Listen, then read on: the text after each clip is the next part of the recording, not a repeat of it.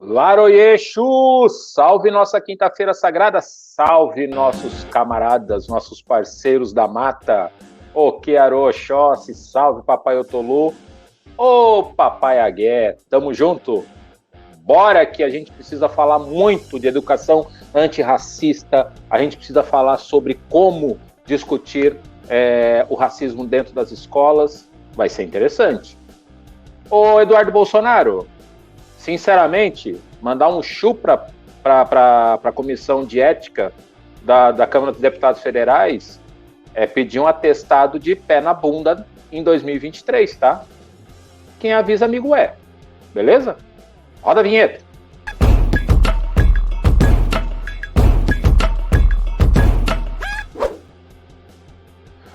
Muito boa noite, resenheiros, resenheiras, nessa noite fria, nessa noite geladinha, mas vamos aquecer nossas mentes e nossos corações com ela. Eu fiz um comparativo, professora Joana, que alguns me creditaram e disseram que foi muito boa a comparação. De comparar a senhora, né? Vou chamá-la de senhora, mas daqui a pouco eu falo você. Eu vou aos poucos soltando como é que chama? A vergonha. Eu sou um cara muito tímido. Então, às vezes, eu começo muito timidozinho.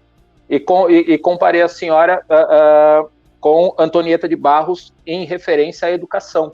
À revolução que a gente quer fazer na educação antirracista. Portanto, seja muito bem-vinda, professora. Muito obrigada, muito obrigada. Eu acho que essa comparação é perigosa, hein? Mas me deixa muito lisonjeada essa comparação. Mas eu tenho aprendido que nós precisamos, e aí essa questão da autoestima preta, a gente precisa receber esses elogios e se apropriar dos elogios. Às vezes são superlativos, podem ser, porém, cada um com a sua especificidade, cada um com essa coisinha que tem por trás do elogio, que é fazer com que o ego fique bem, né, no final das contas.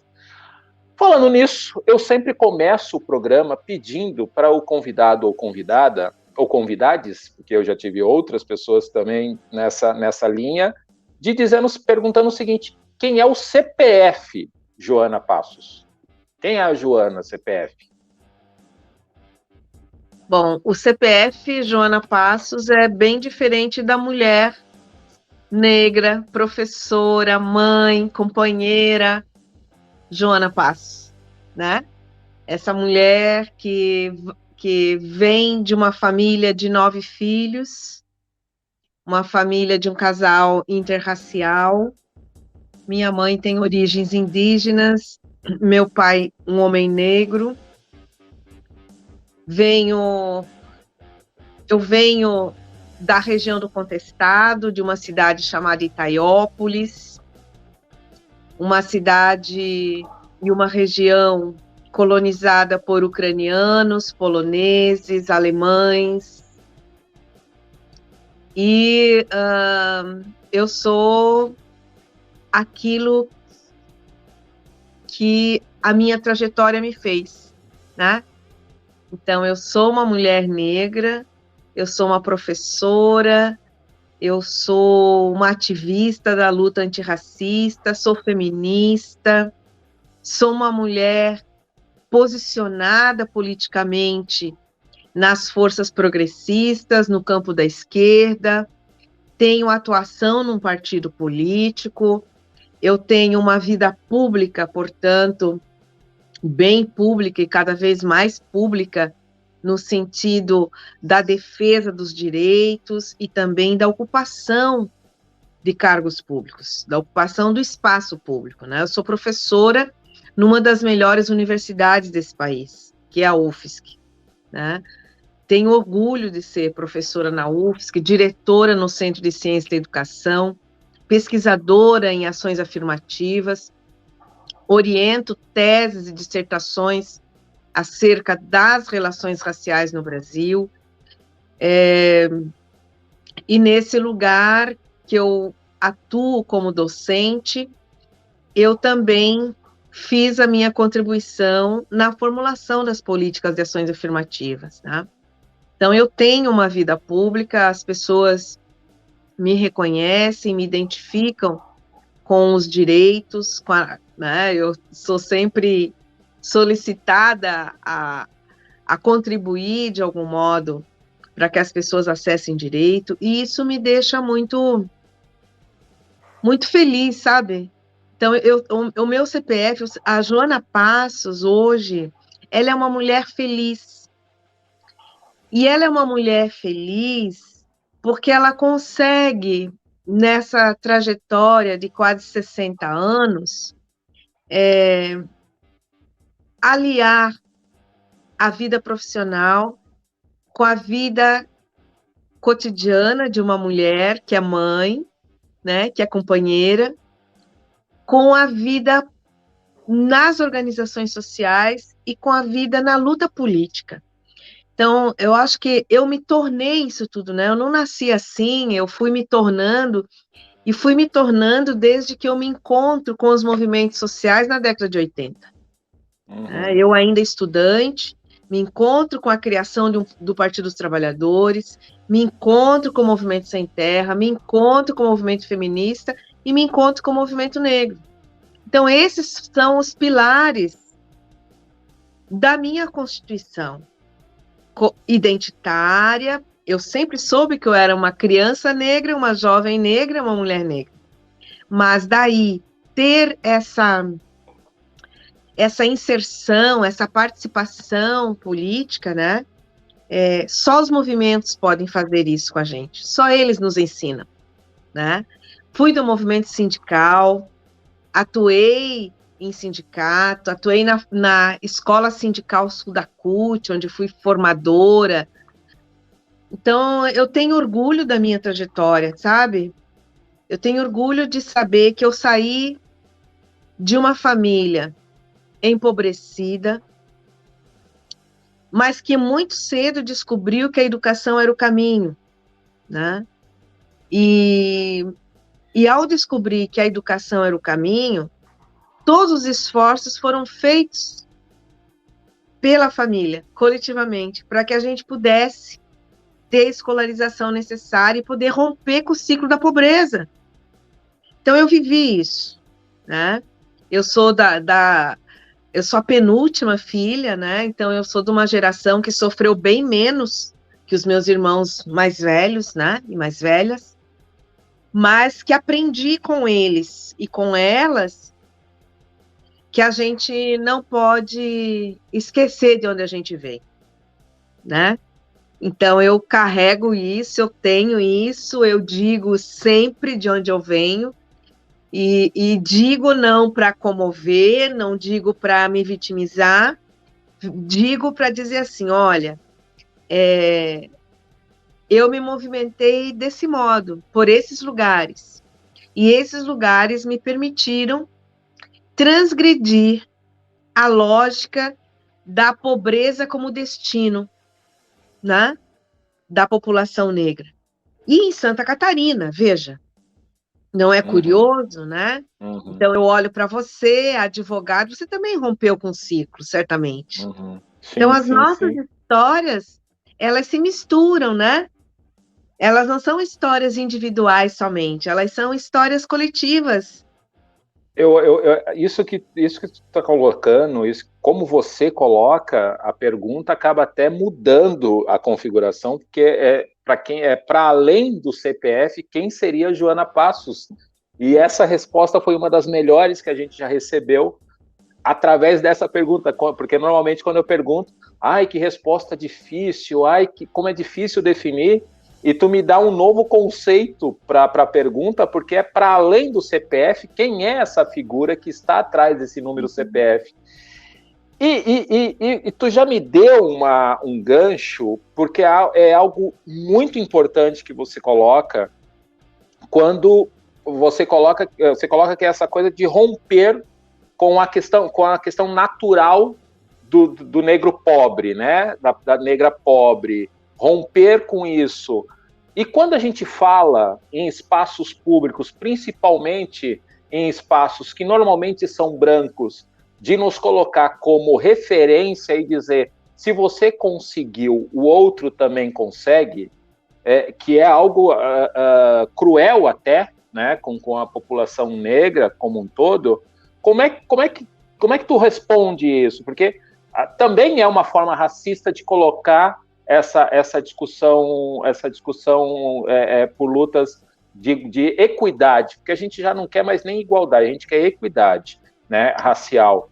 Quando colocam isso para ti, ou quando em algum momento colocaram, mas se você conseguiu, por que o outro não consegue?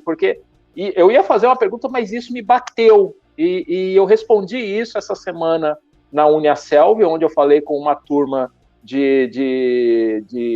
qual era a turma de comida, que faz comida, de nutrição, e uma das questionamentos foi, mas tá, você conseguiu, você rompeu, você transgrediu, adorei a forma que tu transgrediu com essa questão de romper as questões étnicas da pobreza. Como é que tu responde isso?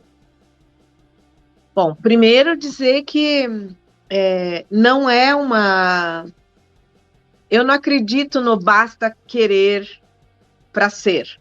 Eu não acredito nisso, porque essa é uma ideia muito individualista e muito meritocrática, que transfere para cada um a responsabilidade pelo seu êxito. E não é verdadeiro numa sociedade capitalista como a que a gente vive, né? Numa sociedade racista, machista, transfóbica, né? Então, veja, eu costumo dizer o seguinte, ó, eu longe de querer ser modelo, o exemplo para as pessoas, né, de que as pessoas podem, porque eu sou professora universitária, e aí todos podem. Não, gente. Primeiro, as pessoas têm que querer ser, né? Isso não significa que o querer vai dar conta da realização. E eu tenho um exemplo para isso. Eu não queria ser professora, né? E eu me tornei professora. Por quê? Porque naquele momento, a condição que existia, a possibilidade que existia para que eu pudesse fazer um curso superior era eu fazer pedagogia, né? Eu estou dizendo isso para mostrar assim, então, nem sempre, na maioria das vezes, a gente não faz o que quer, não se torna o que quer, mas o que é possível. E numa sociedade capitalista como a nossa, machista, racista, sexista, né? Isso ainda é mais evidente, né? Então, veja, eu me lembro que o meu primeiro vestibular foi para odontologia, porque eu achava que essa é uma profissão que ia me dar condições de romper com a pobreza, porque o que eu queria era romper com o ciclo da pobreza. E isso eu sabia desde os meus 12, 13, 14 anos, tá? Que eu não queria viver naquela condição, né? E eu não passei. Aí, bom, então eu vou procurar um curso que tenha mais vagas e que me possibilite entrar no curso superior. Ponto. Essa era a meta. Entrei no curso superior. No segundo ano do curso, eu comecei a ser professora. Foi meu primeiro período quando eu entro no magistério. E eu comecei a achar que era interessante, que podia fazer a transformação por ali.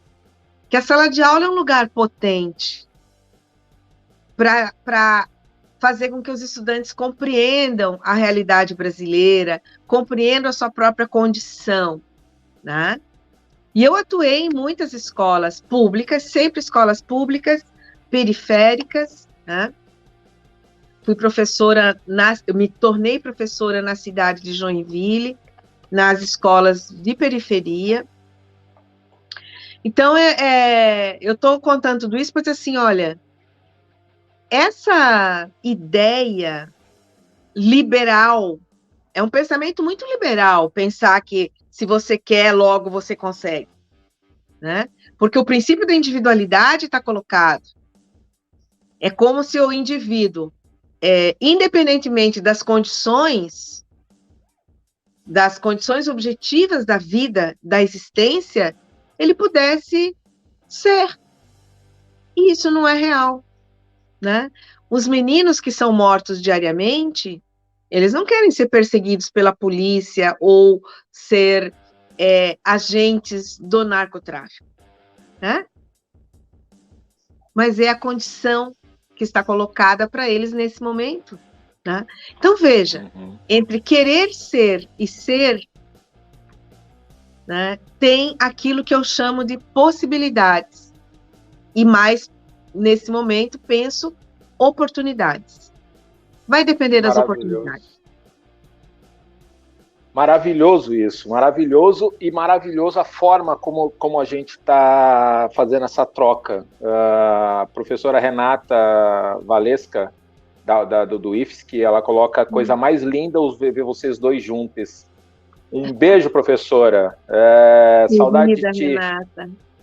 E é muito legal isso, e daqui a pouco a gente vai botar as perguntas aqui, até a dona da pensão está assistindo, boa noite, amor, a Annelise está assistindo, boa resenha, só porque é educação, senão ela já estava fazendo, olha isso, olha, a senhora conseguiu algo, né, a audiência foi qualificada hoje.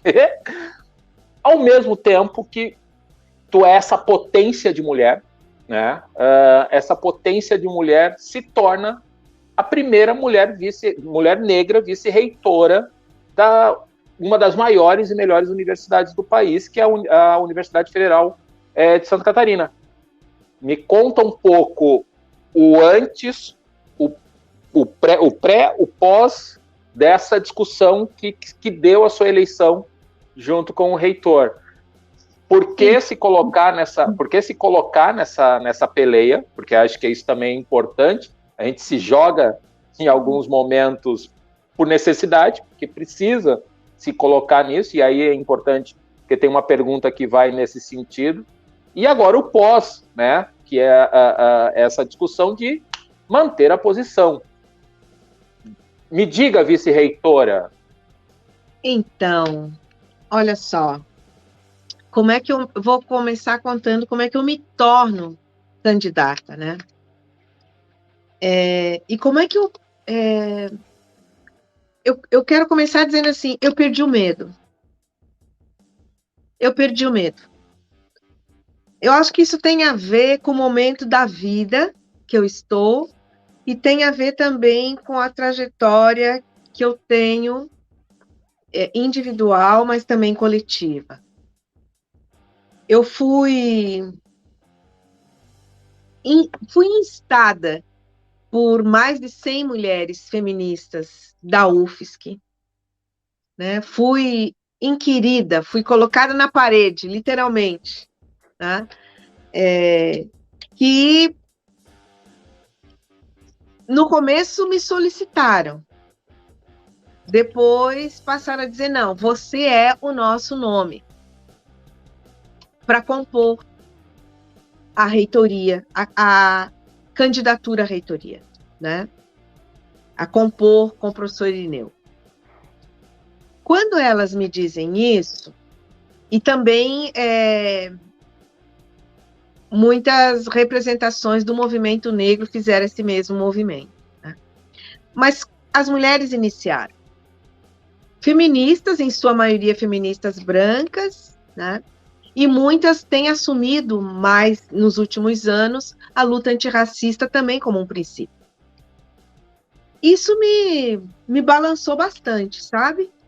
Porque eu estou na UFSC há 8 anos e elas estão na UFSC todas muito mais de 15, 20 anos, 30 anos, algumas feministas dessas, né? Por que eu, nesse momento... Né? A pergunta que me vinha era assim, por que eu, nesse momento, né? E elas me diziam, porque você, nesse momento, representa a esperança. Isso foi o que eu mais ouvi das mulheres que estiveram em diálogo comigo e estiveram em diálogo para me convencer de que esse era o momento e esse era de que era a minha história que estaria sendo colocada, era a minha trajetória que estava sendo avaliada, e o meu perfil, né? Como professora, pesquisadora, ativista, antirracista, feminista, né? Elas levaram alguns meses para me convencer. Alguns meses. E nenhuma candidatura, quando a gente pensa num projeto, e eu me movimento por coletivos, eu me movimento coletivamente. Eu não sei me movimentar, quer dizer, eu até sei, mas é muito mais duro a gente se movimentar sozinho. E as minhas experiências são experiências coletivas. Desde a minha família, com 9 filhos, até, né, a integrar os movimentos, partido e tal. Então, o meu movimento é sempre coletivo. E elas levaram alguns meses para me convencer, então, de que eu seria uma representante. Mas eu me perguntava, por que nesse momento, né? Um momento em que a gente está vivendo o pior governo no país, a gente está vivendo a pior situação nas universidades públicas, com os cortes orçamentários. Por que eu? Né? E eu fui ouvindo muito as pessoas, né? Ouvindo as pessoas de casa, ouvindo meu companheiro, ouvindo as amigas, os amigos. E acabei sendo convencida,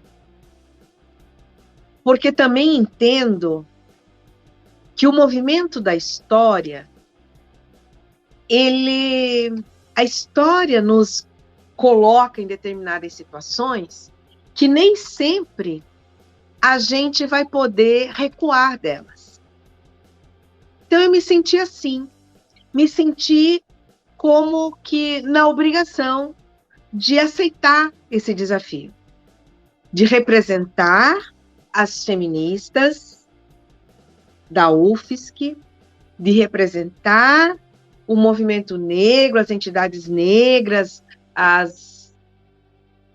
os personagens negros que me estavam indicando, mas não só, de representar um projeto,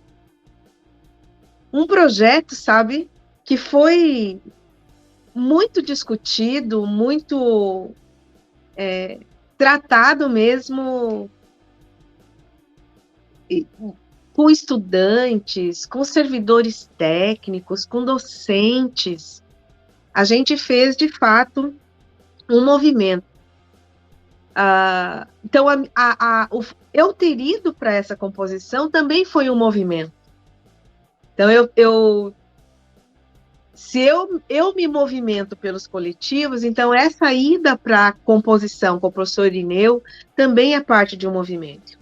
Então, eu não vou só, eu vou representar múltiplas vozes de um projeto de universidade, de uma concepção de universidade, de um projeto que foi construído por muitas mãos, muitos corações, né, que acreditam que é possível uma universidade pública que inclua, que traga os diferentes sujeitos para dentro dela, que os estudantes possam entrar, mas também possam permanecer, possam se tornar pesquisadores ou não, possam viver integralmente a universidade, possam estar nos grupos de pesquisa e, principalmente, podem viver num território que é o território do campus universitário, que seja um território sem violência racial, sem violência sexista, sem assédio moral, sexual. Então, foi isso que me mobilizou para aceitar esse desafio e aceitar a indicação das feministas. Então, eu estarei nessa gestão sabendo muito bem a quem eu estou representando, né? A esse projeto. É que eu estava lendo uma outra coisa que me escreveram aqui e vai ao encontro do que tu coloca com relação à destruição da nossa educação como um todo. E eu vou dar voz à pergunta, porque eu acho que ela vai ao encontro do que a gente está dizendo. Temos um governo federal que tem um projeto, eu ouvi uma frase essa semana, essa guerra cultural, né, uma tal guerra cultural ou anticultural, que tem como tripé educação, segurança e trabalho como um todo, mas a questão da economia entra, trabalho e tal, mas ele focou muito em duas pastas, que é cultura e educação, né? Colocando como inimigos, né? São inimigos, os artistas são inimigos e professores universitários são inimigos, essa coisa toda, e passamos, como a senhora mesmo disse, num dos piores momentos das universidades federais que o Brasil está passando. E aí, a pergunta, boa noite aqui ao Manuel Farias, ele coloca, o nosso presidente Jair Bolsonaro tem um grande irmão negro, que é o deputado Hélio Lopes. A senhora acha que, a senhora Joana acha que o nosso presidente é racista? Eu não acho, eu tenho certeza, né? Essa pergunta me faz muito lembrar que é bem comum a gente ouvir isso, né? Ah, mas eu também tenho um amigo negro, né? Isso não quer dizer nada. Aliás, os estudos feitos sobre famílias interraciais vão mostrar, inclusive, que dentro da própria família interracial há o filho predileto, que é o mais claro, e há um tratamento diferenciado entre casais. Homem negro, mulher branca, mulher negra, homem branco. Então, o racismo, ele ultrapassa essa dimensão da relação da amizade ou familiar, né? Ele atravessa todos nós. Né? Mas eu estava pegando o teu raciocínio inicial. O governo federal, ele elege a educação e a cultura como inimigos, porque a pauta dele é a pauta dos costumes. O que é os costumes? E aí eu penso que há uma boa leitura da sociedade brasileira para que ele tenha escolhido essa pauta. Né? Nós estamos vivendo alguns anos, e não começa com Bolsonaro, a discussão do escola sem partido. Não começa com ele. Vem antes. A escola sem partido, aquele debate todo e aprovação nas câmaras de vereadores, em algumas assembleias legislativas, a caça a professoras e professores que discutem gênero, sexualidade, religiões de matriz africana, racismo e tal, isso já estava colocado. A leitura que ele faz é exatamente do quanto a nossa sociedade é conservadora, do quanto a nossa sociedade ainda se orienta pelos princípios do escravagismo, né? Portanto, do racismo, para se manter. Então, essa lógica da perseguição à cultura e à educação está relacionada a isso. Tá? Porque, veja, ao mesmo tempo, cresce a base de apoio no âmbito das religiões neopentecostais, né? Que passa a ser um instrumento de voto, né? Um instrumento eleitoral, não é? As igrejas neopentecostais. Os professores são uma ameaça a esses costumes conservadores. A educação é uma ameaça. As crianças discutir gênero, sexualidade, relações raciais, né? Como assim? Nós temos aqui em Santa Catarina municípios que aprovaram aprovaram leis proibindo professores de falar sobre gênero, sobre relações de gênero na escola. Blumenau? Não, continua. Então, veja só, essa medida é uma medida completamente arbitrária àquilo que a escola tem como sua função. A função da escola é ensinar, é educar. E nesse ensinar e educar, está uma gama de conhecimentos que a Câmara de Vereadores acha que sabe. Então, veja, qualquer um passa a dizer para a escola ou para a universidade o que ela pode ensinar, né? Então, mas por quê? Porque isso mexe com o conservadorismo que é a sociedade brasileira. As nossas famílias são conservadoras, Marco, né? Professora, será que é por isso que há tanta dificuldade em se aplicar a 10.639 de 2003, a lei que obriga as escolas a ensinarem a cultura afro? Vem daí essa guerra cultural? Botar isso em aspas? Eu diria que o grande inimigo da 10.639 é o racismo. É o racismo. O racismo pessoal, individual, o racismo institucional e o racismo estrutural. É o grande inimigo. Porque a partir do momento em que a professora ainda precisa ser convencida de que há uma outra história a ser contada, que a história que vinha sendo contada não é única, né? Não é a história universal, porque existem outras histórias, outros grupos que compõem a nação brasileira e que precisam ser estudados, né? E sua história precisa ser estudada. Quando a gente precisa convencer ainda, quando professoras e professores fazem a seleção do livro que vão usar com as crianças, da aula, como vão preparar a sua aula, como organizam a atividade pedagógica com as crianças, são escolhas que vão do individual. E esse individual, então, ele vai articulando-se com aquilo que existe no âmbito da instituição escolar, que já é o que nós chamamos de racismo institucional. Que por sua vez, está ancorado no modo como a sociedade se estrutura racialmente. Nós vivemos uma sociedade hierarquizada racialmente, que, coincidentemente, essa hierarquia racial tem a ver com a hierarquia socioeconômica. Quanto mais poder aquisitivo, mais branco.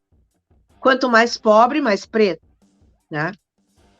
Então, isso tudo está em relação, né? Não é possível que a gente tenha há quase 20 anos uma lei, né, que altera a Lei de Diretrizes e Bases da Educação Nacional. Portanto, a questão não é a 10.639. O que não é colocado em vigor, que não está implementado, é a Lei de Diretrizes e Bases da Educação Nacional, né? Uhum. Porque a 10.639 altera a LDB. Então, é a Lei Maior de Educação que não é colocada e não é implantada. E isso é um problema, porque ela é a maior lei que nós temos, é a lei que organiza a educação brasileira, que orienta para os princípios que todo o sistema de ensino precisa seguir, né? Então, há por algum tempo, usou-se como justificativa que os professores não recebiam formação, que não havia material adequado, que não havia literatura adequada, né, para que os professores pudessem se aprofundar e poder atuar com as crianças e jovens. Hoje não é mais assim. Existem farto material disponível online, digitalmente, né? Muitos livros produzidos, muitas pesquisas, principalmente no campo da história, né, da historiografia. A gente tem aí muitas coisas produzidas. Então, não é possível ficar justificando mais em cima disso. Por isso que eu digo a você, o grande responsável pela não implantação é o racismo. Gente, é muita potência.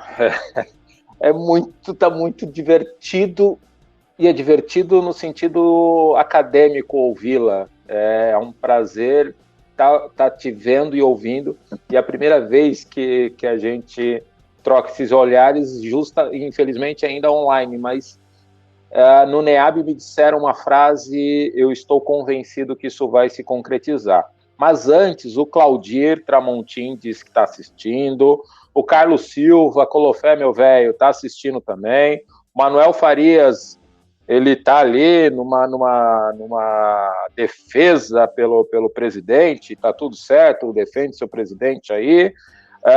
O professor Carlos coloca que a professora Joana traz um olhar pluriversalizante para uma gestão da UFSC, e por aí vai. Só que eu quero pedir uma coisa para vocês, seus queridos e suas queridas. Curtiu o vídeo, compartilha também, porque é muito bom transmitir educação. É muito a minha bandeira, e também é a da professora, é que a luta antirracista ela passa pela educação. E ela será vencida pela educação. Então, compartilhar esse vídeo é se declarar antirracista e a favor da educação. Então, por favor, Annelise, o Claudiero, o Carlos, professora Renata, a galera que vai assistir, e você que vai assistir depois, também assistiu, terminou de assistir, compartilha, curte a página, ajuda nós aí, punhanhada, ô cambada, dá vontade de chamar vocês na chincha. Falando em chamar na chincha, essa semana tive também, de vez em quando tem uns arranca-rabo por conta da questão das cotas, que a senhora já coloca, eu coloco senhora porque é um respeito, eu tô te idolatrando do ponto de vista educacional, porque é muito bom falar contigo assim. As cotas deram certo, a política afirmativa de cotas deu certo, mas ainda é atacada, ela continua sendo atacada. A gente sofre um risco real dessa política ser exterminada, da questão das cotas serem extirpadas dessa política afirmativa, se continuar da forma como está? A gente corre riscos, sim. Esse é o ano estava prevista a avaliação, né, das ações afirmativas, e inclusive existem vários projetos no Congresso Nacional para impedir a sua continuidade. Mas não é qualquer ação afirmativa que eles querem impedir, é a ação afirmativa para negros. Não é as ações afirmativas para a escola pública. Bom, enquanto este governo existir, nós corremos riscos. Enquanto nós tivermos esse Congresso em que o governo Bolsonaro, que é fascista, racista, sexista, homofóbico, transfóbico, existir na nossa vida, nós vamos continuar correndo risco.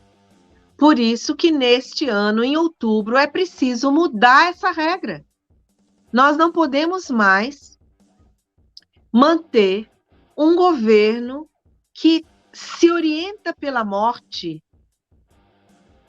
para governar o país. Nós não podemos mais manter um Congresso com mais de 500 deputados que fortalecem essa perspectiva da morte, porque são eles que vão votar a favor ou contra as ações afirmativas, né?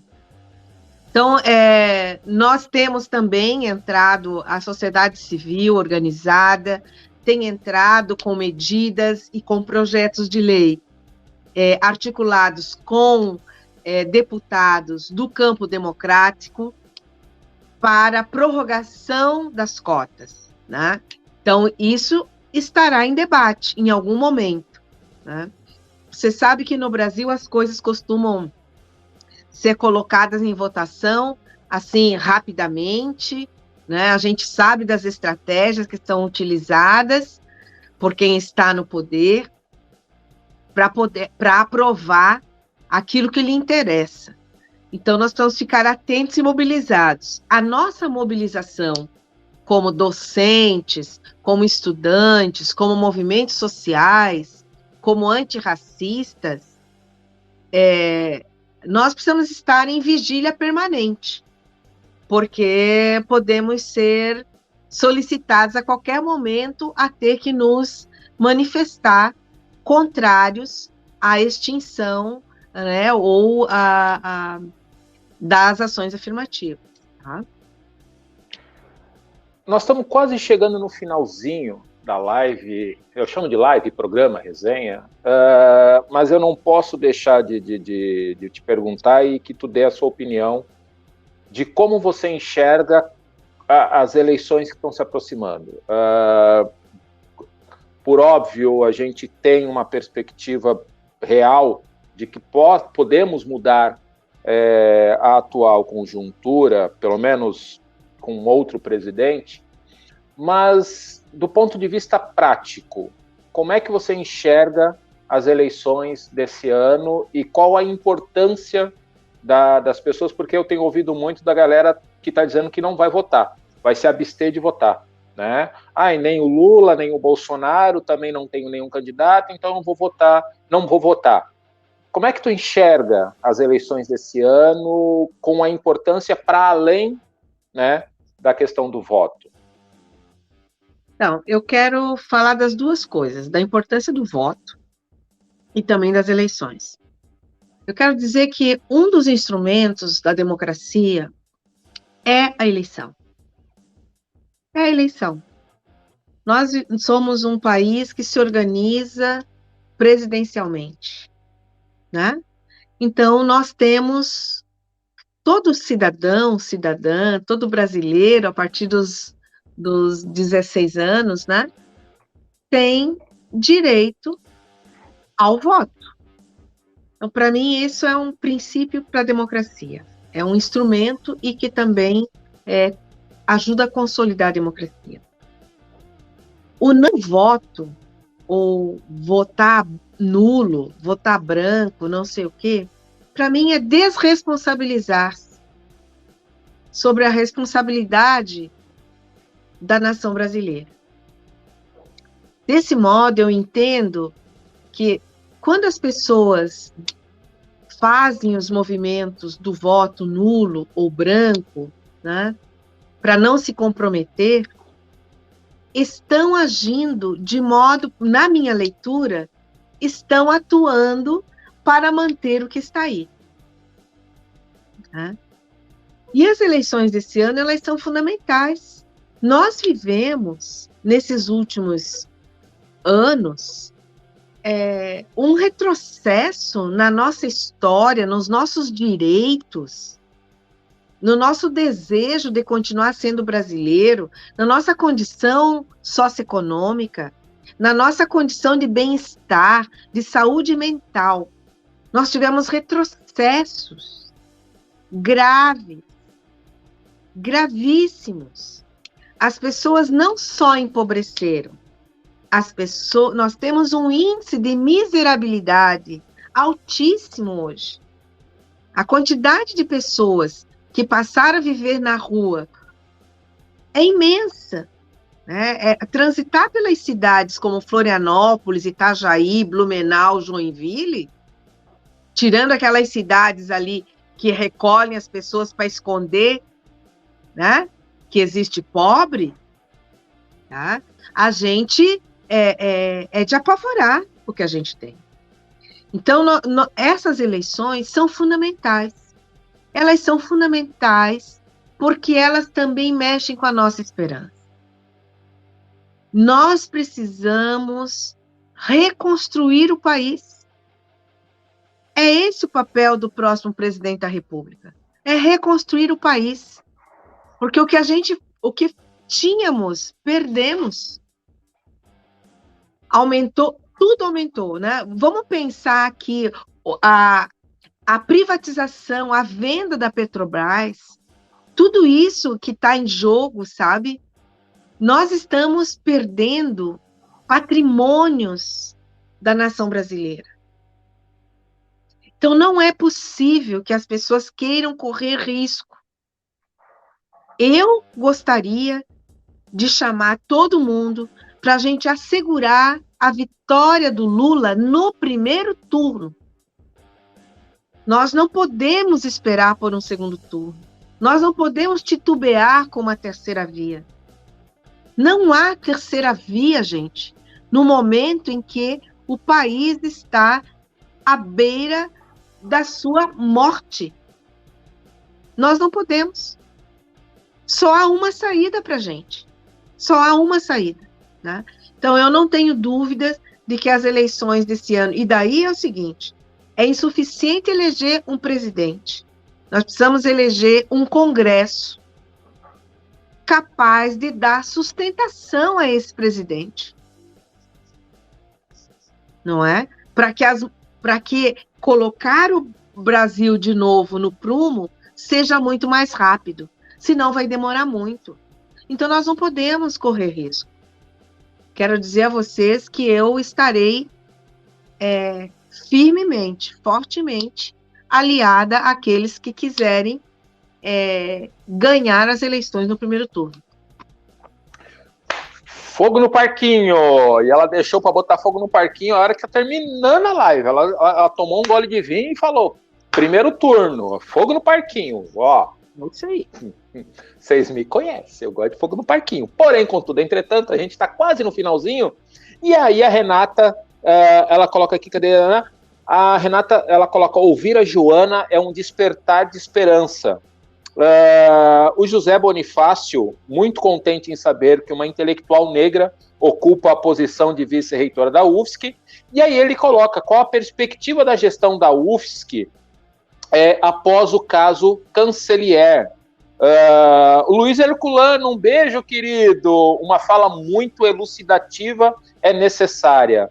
Voltando para a pergunta do Cancelier, ex-reitor, a produção me ajudando aqui. Produção, eu amo vocês. Qual é a perspectiva da gestão da UFSC após o caso do Cancelier, que foi, né, que ele se suicidou, teve aquela discussão toda, e depois provou-se de que ele, né, não tinha responsabilidade. A agressão da forma como foi, né, o uso da máquina, o uso do Estado para... Não foi um suicídio, foi um homicídio. Né? Então, qual é a perspectiva da reitora, da vice-reitora após isso? Olha, a nossa perspectiva é a defesa incondicional da universidade. Nós não podemos aceitar que organismos de Estado entrem na universidade para cometer o nível de violência que cometeram, de inconstitucionalidade que cometeram com o reitor Cancelier. Jamais podemos aceitar aquele tipo de atitude.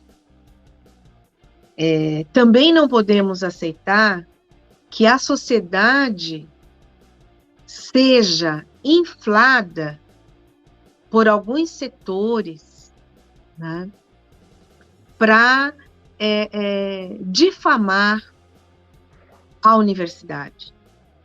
Nós vamos defender a UFSC, é isso que eu posso dizer a vocês. Nós vamos defender a UFSC.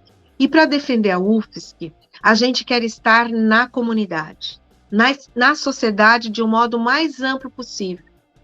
Porque a sociedade catarinense, florianopolitana, ou aqui da Grande Florianópolis, mais próxima, ou dos campos, onde estão situados os nossos campos, Blumenau, Joinville, Araranguá, Curitibanos, precisa conhecer mais o que nós fazemos como universidade. Precisa estar mais... A universidade precisa estar mais próximo das pessoas, trazer as pessoas para o seu âmbito, né, no seu território, para que as pessoas se apropriem mais do que a gente faz, de como a gente pensa, para que também nos ajudem a defendê-la. A universidade foi muito usurpada nesses anos. Nós mal nos recuperamos do luto, né? Tivemos essa perda irreparável, uma perda irreparável pelo ser humano que era, né? e uma perda irreparável da democracia. Né? Então, a defesa da democracia, hoje, que se coloca também a partir da escolha do professor Irineu, da nossa composição para a reitoria, também é defender a UFSC.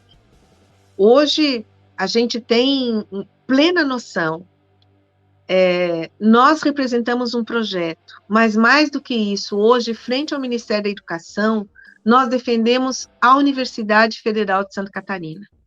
E, nesse sentido, eu não tenho dúvida que toda a universidade estará conosco, e já estão demonstrando esse apoio conosco, na defesa dos nossos nomes, né?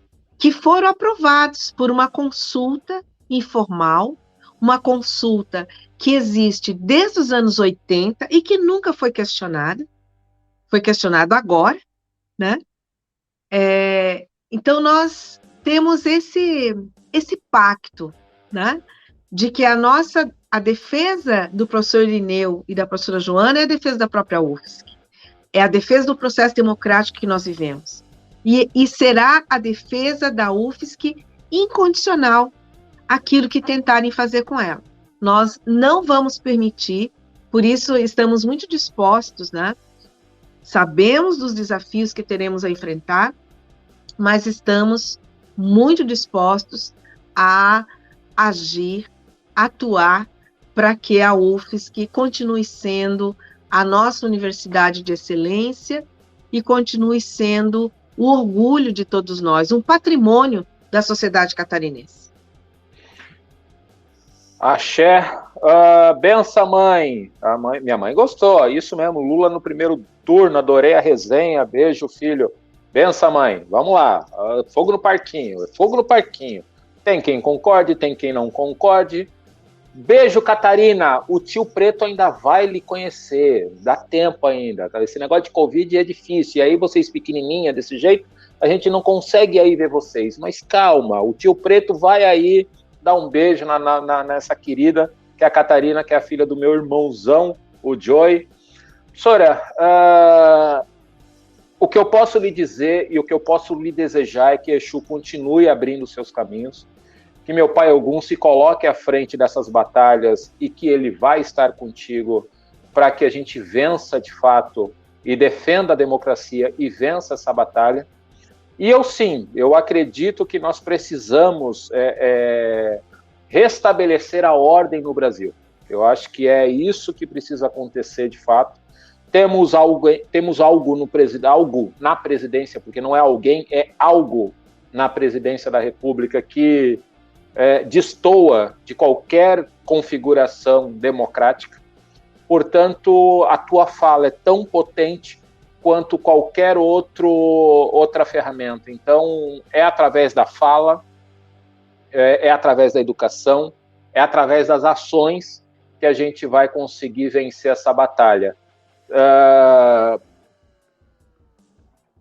Parabéns, professora, é bom demais ouvi-la. A sua gestão na UFSC que seja plena e de muitas conquistas, muito axé, diz o Luiz Herculano.